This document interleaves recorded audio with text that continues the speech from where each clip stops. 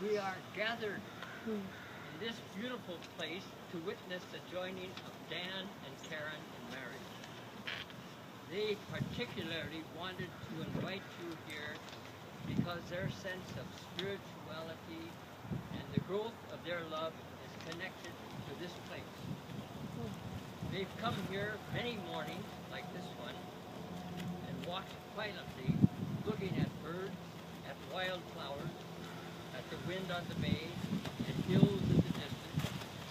It's given them a feeling of timelessness and of peace, in a sense of connectedness to life.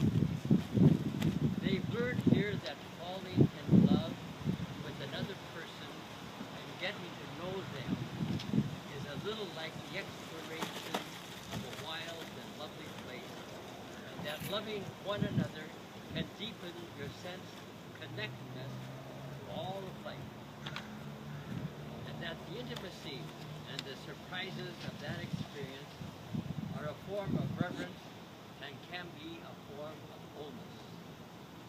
And it is in this that they wanted to share with you the day of their wedding. A wedding ceremony is an outward form. To be true, it must be a symbol of something inner and real, a sacred personal union which nature might mirror, a church solemnized, or a state paralegal, but which only love can create and mutual loyalty fulfill. To last, the marriage of these two must be a consecration of each to the other and of both to the wider community of which they are a part. That's all of us. You can give us a round of applause.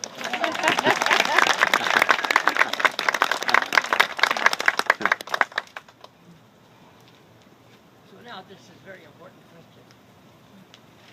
Who presents this bride to here in marriage? We do! And the bridegroom, who presents the bridegroom? We do! All right. Well then, there's nothing to prohibit us to continue forward then. So Dan and Karen, would you come over to the front here? Right? Face one another. Very good. Face each other. All right. So, God Dan, bless everybody in this facility.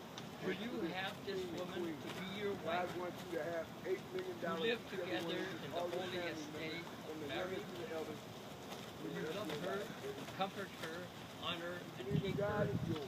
in sickness and in health, in sorrow and in joy, and be faithful to her as long as you both shall live? I will. Amen. Karen, will you have this man to be your husband, who live together in the holy estate of marriage? Will you love him, comfort him, honor and keep him in sickness and in health, in sorrow and in joy, and be faithful to him as long as you both shall live? I will. All right, and at this point, I'm going to ask both Dan and Karen if there are poems that are to be read. And I missed my cue with when they were to be read. Dan would read first and Karen in a second. Then we'll make up for everything. It's in your pocket. All right. This is authentic. Okay. As I dig for wild orchids in the autumn fields, it is the deeply bedded root that I desire, not the flower. Actually, I like the flower. I'll ask Karen, then you two for the poem. If there are poems. If there are poems shapely as a unicorn, comical as a field of polka dots, quiet as a pilgrim's hat, worn as a scholar's book, sane as a spinster's wit, expectant as a saint, these poems, my love, are for you. All right.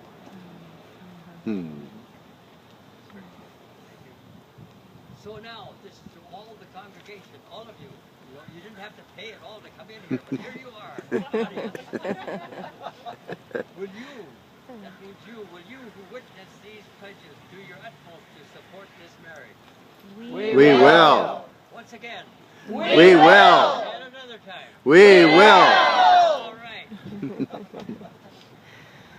Okay, so in this wedding we also have rings.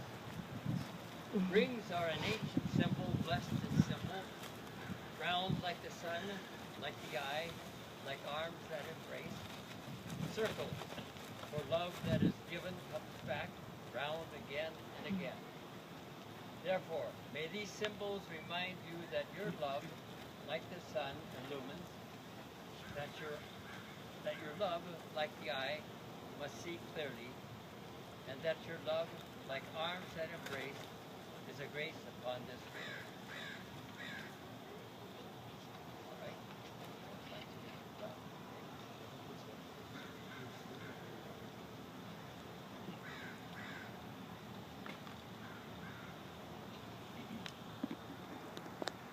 Karen, with this ring, I thee well. Karen, with this ring, I thee well.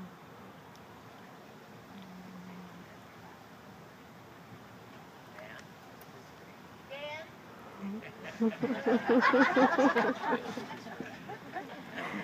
All right.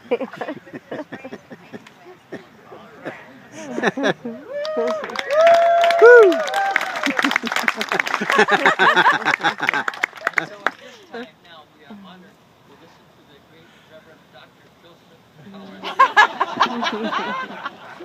who has a poem and a few words.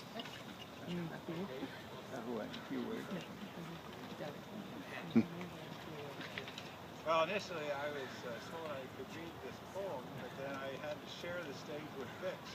And then I thought, geez, I'd never get a word in edgewise. But now I find that I don't have to. So I have you all to myself. This is a poem that is a Native American Apache song, but the author is unknown. It's very beautiful. It says, now you will feel no cold, for each of you will be warmth to the other. Now there is no loneliness for you. Now there is no more loneliness. Now you are two bodies, but there is only one life before you. Now go to your dwelling place to enter into your days together. And may your days be good and long upon the earth.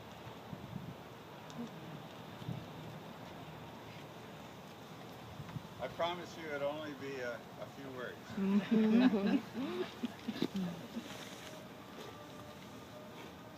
You know, you come, first of all, what a glorious day, huh? Amen. Could it be more perfect today?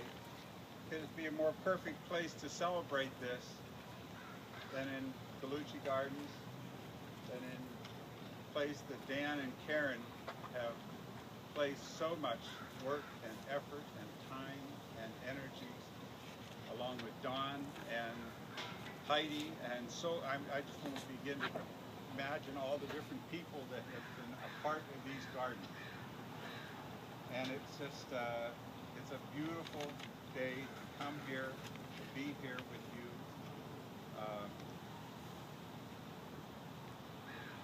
It's just perfect. It's really perfect. When I was sitting here a little while ago, I heard a couple people say, how long have we known Dan and Karen? And I heard, it was just interesting. I thought about that. Toss out a few more times.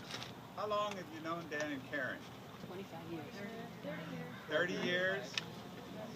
11 years? 25 years. 25 years? 14 years? 64. 64. you win. You're her brother. Brother, no, brother.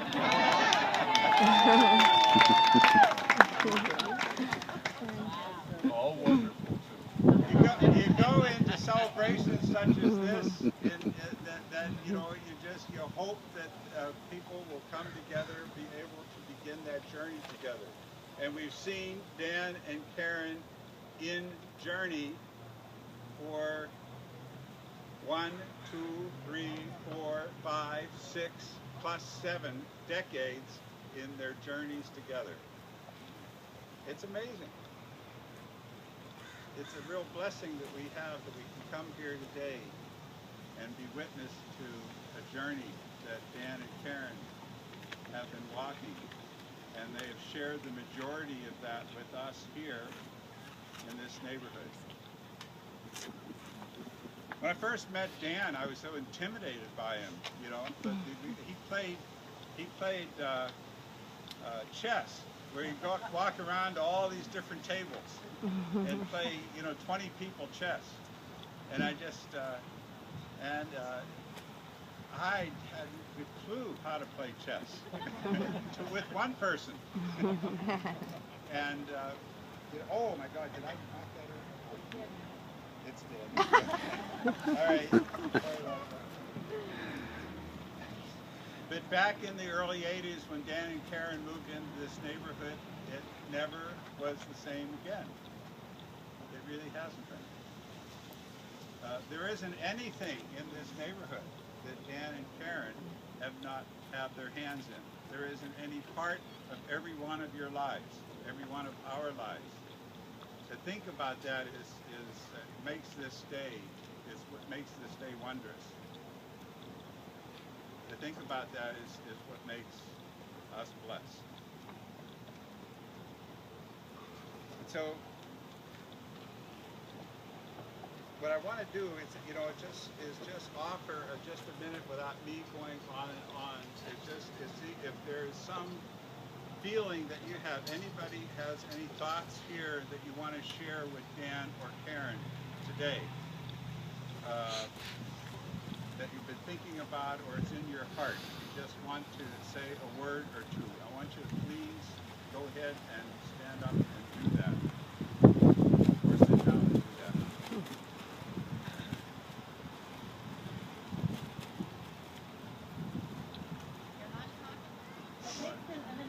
It takes time.